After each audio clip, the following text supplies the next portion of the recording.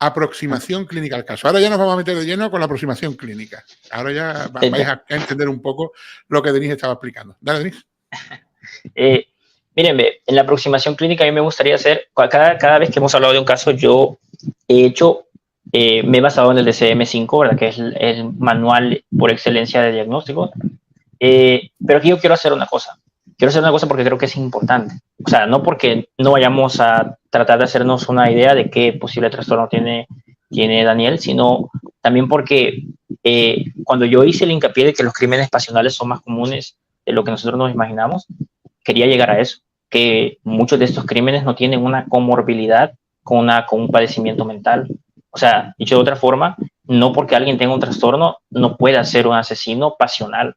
Y todo esto es derivado del hecho de una pobre y un mal manejo de la salud mental a través del historial de vida de una persona.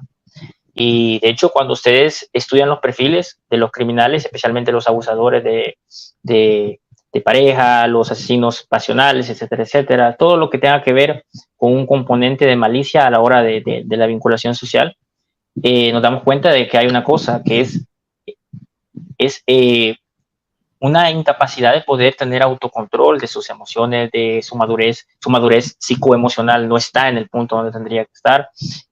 No hay mecanismos de ajuste para sobrellevar las cosas que le agobian a una persona. Por ejemplo, una persona puede tener un arranque de estrés y decir, bueno, mira, voy a agarrar el carro, voy a ir a conducir, me voy a despejar la mente. O sea, algo tan mínimo como eso es un mecanismo de ajuste, versus otra persona que nunca ha podido controlar sus emociones y siempre ha tenido que recurrir al alcohol, al abuso de sustancias, para poder tener un efecto al menos inhibitorio de las emociones fuertes que ya a la luz de una adultez tendrían que ser al menos sobrellevadas. Y de hecho esto creo que trae luz a muchas cosas en el discurso de toda la vida adulta en general, porque si se dan cuenta, la mayoría de personas no tiene un excelente manejo de su salud mental. ¿Verdad? La mayoría vamos como podemos al frente y con lo que salimos adelante. Sumémosle a ese hecho una personalidad narcisista y un comportamiento inmaduro y otros aspectos que vamos a platicar muy detenidamente. Y tenemos el claro ejemplo de una persona que no sabe cómo lidiar con el rechazo, no sabe cómo lidiar con el abandono, no sabe lidiar cuando le dicen que no sabe lidiar cuando no obtiene lo que quiere, no sabe qué hacer en ese tipo de situaciones.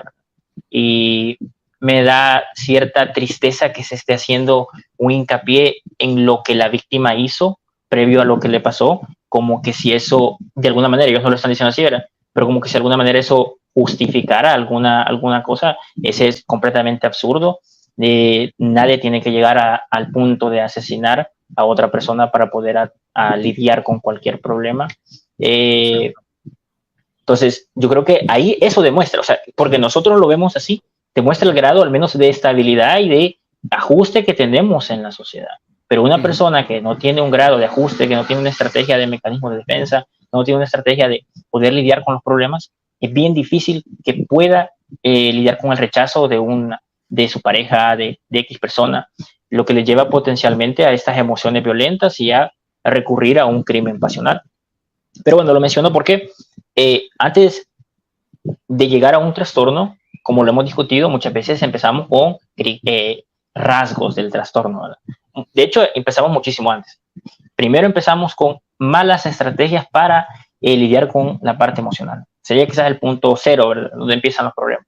A partir de ahí ya empiezan los eventos traumáticos, los traumas, y ya pues después crecemos y ya le sumamos los rasgos patológicos de los trastornos de personalidad, y ya después ya tenemos el trastorno como tal bien definido y consolidado, ¿verdad? Y si le sumamos el hecho de que a medida que nosotros vamos envejeciendo, la capacidad de poder cambiar nuestro sistema nervioso se va reduciendo, cada vez vamos volviéndonos más la persona que hemos aprendido a ser. Y si en el pasar de nuestros años no aprendimos a lidiar con esto, a medida que lleguemos a más viejos nos va a costar muchísimo más dar ese cambio, ¿verdad? Dar ese paso, ¿verdad? Entonces quería decir eso porque además de que obviamente vamos a hablar de trastornos, pues quiero que sepamos que como los crímenes pasionales son bien comunes, que todos estamos expuestos, no tenemos por qué tener un diagnóstico, un trastorno, es decir, porque yo no tengo X trastorno, entonces no me va a pasar nada, no va a pasar nada. Y otra cosa, a propósito, cuando lleguemos a la victimología, yo quiero hacer un gran hincapié porque los crímenes pasionales, lamentablemente, la mayoría de víctimas son personas que tienen, y tú lo has dicho en muchas ocasiones, yo, son personas que tienen un grado de autoestima bajísimo, o en algunas ocasiones un grado de no saber entender lo patológico en las parejas en las que ellos se encuentran, ¿verdad? Entonces, también es importante que uno como persona se analice y se pueda decir si estamos en una posición en nuestras vidas con una salud mental lo suficientemente estable para llevar una relación y aprender a reconocer las señales de alerta y todo lo demás. Entonces, eso. Pero bueno, ya entrando de materia, disculpen ahí la pausa, me parece a mí que tenemos ante nuestros ojos, pues, una personalidad, un trastorno de personalidad narcisista, y me da la impresión de que pudiera ser un narcisista grandioso, ¿verdad? Ya hemos hablado de los dos fenotipos, ¿verdad? Que es pero habla otra vez porque, claro, ahora hay mucha gente nueva. Sí. Igual no entiendo la diferencia entre narcisista grandioso y... Correcto. Hemos hablado de los dos fenotipos, que es el fenotipo grandioso, ¿verdad? Que es el típico, el que se cree más que los demás, el que busca estatus, el que se ata a su valor superficial en grado de estatus, economía, apariencia, etcétera, etcétera, relaciones superficiales, altamente transaccionales. Un segundo, Denis. Voy a avisar aquí ahora a la gente. Atentos a la descripción. No está describiendo a Daniel, está describiendo los rasgos de un narcisista, de los dos tipos de narcisistas que hay. Escuchar los rasgos. Es que me interesa que lo escuchéis porque muchas veces cuando la gente dice narcisista o psicópata, pero no saben verdaderamente dónde encaja. Escuchar los rasgos que va a describir Denis. Es lo que quiero que escuchéis y luego hacer vuestras propias valoraciones. Nosotros no tenemos por qué influir en ellas. Dale, Denis, perdón. Excelente, no tengas pena. Eso, ¿verdad? Tenemos unas relaciones altamente transaccionales, es decir, ¿qué tienes a mí para darme? Y eso es el valor que yo te doy como mi amigo, como persona, o sea, una prioridad alta en lo que a mí me pasa en relación a los demás. Y yo te ponía el ejemplo, que imagínate que tú quedamos hoy para ir a jugar fútbol, y yo te digo que me rompí la pierna y tú me dices, oye, Denis, ¿por qué me arruinaste el día? Yo quería ir a jugar. O sea, solo te preocupa lo que a ti te pasó, ¿verdad? No te preocupa que yo me quiebre el pie o lo que sea, ¿verdad? Entonces, eso. Y también vemos que existe la diferencia del trascendental, del grandioso, es que la mayoría de veces la crítica no le da mucho efecto. No son bien, o cuando hay crítica lo que hacen es ser extremadamente reactivos. Es decir, atacar a las personas que tienen crítica, etcétera, etcétera. Y ese sería así, a grosso modo, algunos de los aspectos que veríamos en un narcisista grandioso. A su vez, nosotros hemos discutido aquí a las personas con narcisismo encubierto, que como yo les decía, pueden ser hombres y mujeres, pero por lo general, este es el grado, esta es la forma de narcisismo que suelen tener las mujeres, que es el narcisismo encubierto, que es la capacidad de victimizarse, ocupar la victimización como una arma de lanzar, ¿verdad? Ponerse como la damisela en peligro. Nuevamente también tienen relaciones altamente transaccionales, jamás aceptan la responsabilidad de sus acciones, ni por pequeñitas que sean. O sea, puede ser como haber sacado la basura y te van a echar la culpa a ti por no haberles recordado, ¿verdad? Pero es a eso que vamos. Pero también hay un componente que en el narcisismo encubierto hay características bien específicas de manipulación psicológica, como por ejemplo las migajas de pan, que lo hablamos, ¿verdad? Que te trato bien un ratito, te trato mal otro rato, pero te trato bien un poquito. El futuro falso, que es, no, yo te prometo que cuando estemos juntos las cosas van a ser diferentes, yo te prometo que en 2 años las cosas van a ser distintas. Son estrategias de manipulación psicológica porque ellos no pueden recurrir a esta grandiosidad que tienen los narcisistas grandiosos, ¿verdad? Entonces, y otra cosa, ambos fenotipos comparten una cosa que le hemos hablado, pero me gustaría a mí aquí hacer un gran hincapié, y es un locus de control externo.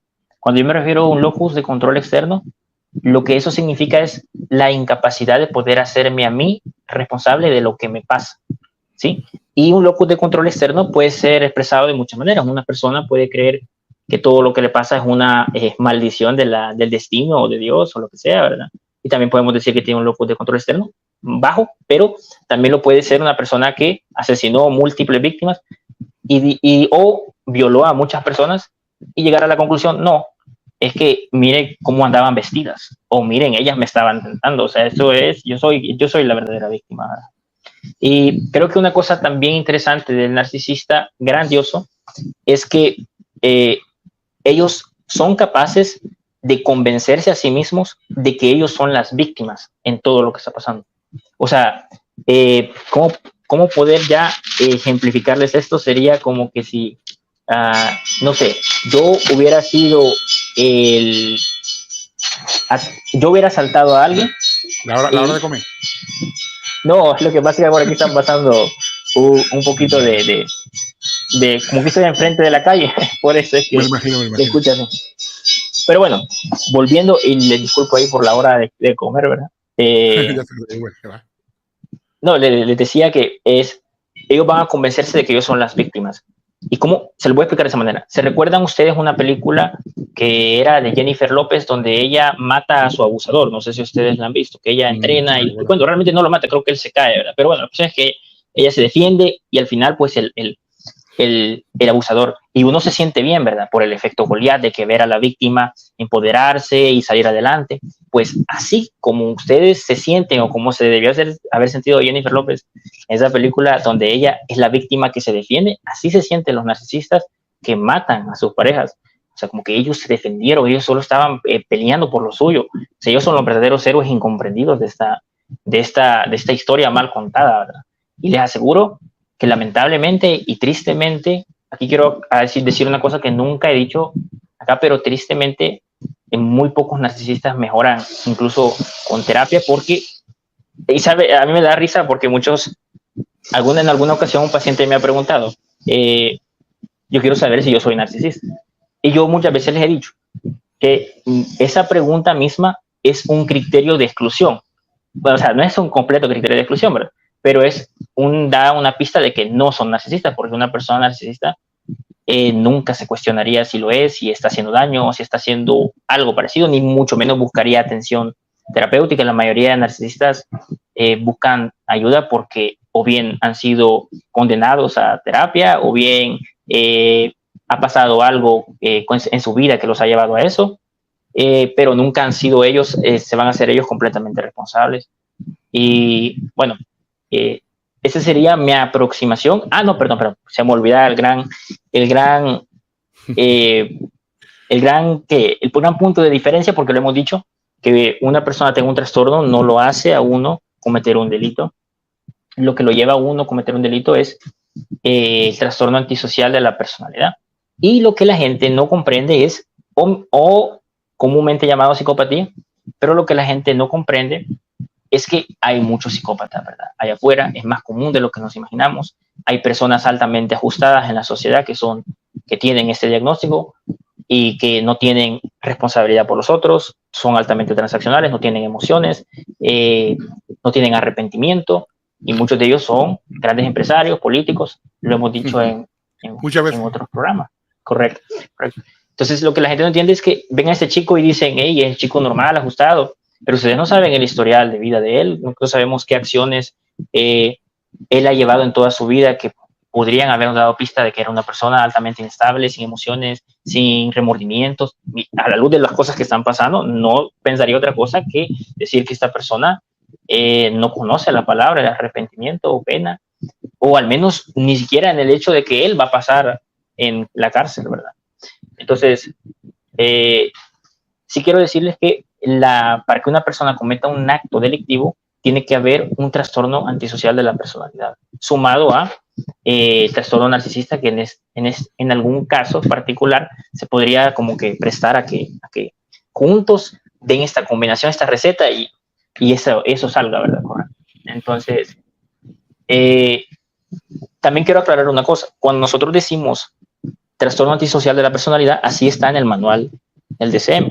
Pero cuando nosotros decimos psicopatía y sociopatía, ya hemos hablado acá, es más bien cuando nosotros queremos describir si la persona ha nacido así o el contexto social la ha vuelto así. En el caso de los psicópatas, sabemos por evidencia que el gen de la monoaminoxidasa es el que está presente, y en el caso de los sociópatas es ya el contexto cultural. Por ejemplo, ya lo hemos hablado, ¿verdad? Las mafias, las pandillas, son sociópatas, son personas que no tienen el gen, pero que se criaron en un ambiente sin responsabilidades, con criminalidad alta, con abuso, etcétera. Entonces, lo que llevó a crear esta moralidad psicopática, pero en realidad sociopatía. Pero si le queremos llamar el nombre correcto y técnico, es el trastorno antisocial de la personalidad. Les digo porque eso muchas veces confunde a muchas personas, ¿verdad? Entonces, no sé si de casualidad me di a entender con lo que he dicho, Drew. No sé si tú tienes alguna duda. Sí, lo que pasa es que hay gente que... A ver, yo digo una cosa. Este tipo de directos es para escucharlo desde el principio y vais viendo cómo venís bailando una cosa con la otra. Quiero decir, no os quedéis con un trocito y digáis, ¿ha dicho crimen pasional? ¿Ha dicho...? No. O sea, os aconsejo a aquellos que estáis viendo el directo pues que veáis qué explicación se está dando y por qué se encaja en un sitio o se encaja en otro, o por qué Denis lo está encajando en un sitio o lo está encajando en otro. Volvemos a repetir lo que hemos dicho al principio. Todo lo que estamos haciendo en este directo nos estamos basando en lo que hay hasta ahora, porque el caso no está cerrado. Hemos tratado casos con Denis, pero siempre han estado cerrados, ¿no? En este caso no está cerrado, el caso está abierto, puede ir cambiando a lo largo de estos días y podemos tener información que a lo mejor no tenemos ahora mismo. Pero con lo que tenemos ahora mismo, lo que nosotros pensamos, o Denis piensa que pueden ser, es lo que os estamos ofreciendo, ¿vale? Sin entrar en el morbo, sin entrar en especulaciones raras, porque Denis os está dando muy claras las cosas, habla del narcisismo o de los narcisistas y os está dando los detalles que marcan a un narcisista. Ustedes estáis viendo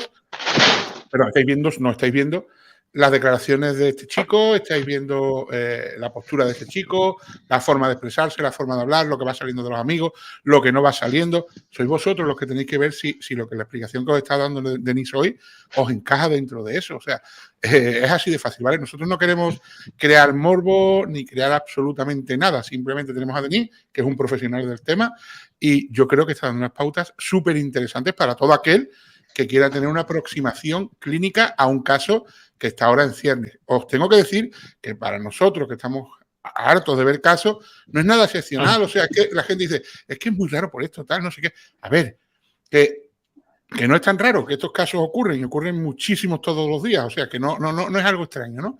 Lo que pasa que es verdad que el eco mediático que está tomando, pues sí es relevante porque mucha gente ajena a lo que son los crímenes en un momento dado, o que a lo mejor no les gusta el tema del true crime y no han visto cómo funcionan estas cosas, pues se están quedando alucinados con lo que está pasando, ¿no? O el hecho de o cómo actúa. Pero os invito desde aquí, por ejemplo, porque dicen, qué torpe que se dejó el ticket dentro de una bolsa. Iros al crimen de Pioz, que el tío viajó con su bono transporte y lo cogieron las cámaras, en fin, y dejó el ADN en los cuerpos, y montones de crímenes en los que se dejan las colillas, incluso crímenes en los que se han dejado hasta el DNI, que es que los hay, es que es así, ¿no?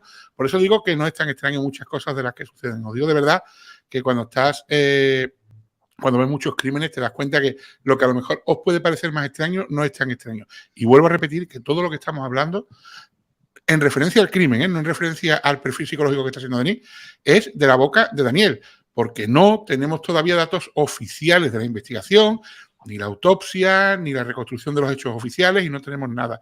Simplemente un montón de periodistas que se están partiendo la cara allí en Tailandia por ver quién coge la noticia más morbosa y la noticia de última hora y sacarla de momento. Se le vio acompañado de 2 personas, fue con 2 mujeres. ¿Cómo eran estas 2 mujeres? No estaba solo, no lo sabemos. O sea, en sacar el morbo más rápido y la noticia más inmediata para copar esos montones de horas de televisión, pues que hay que llenar con algo. No puede salir ahí y decir, pasó esto y se acabó. Lo dice en media hora y se acaba el programa, ¿no?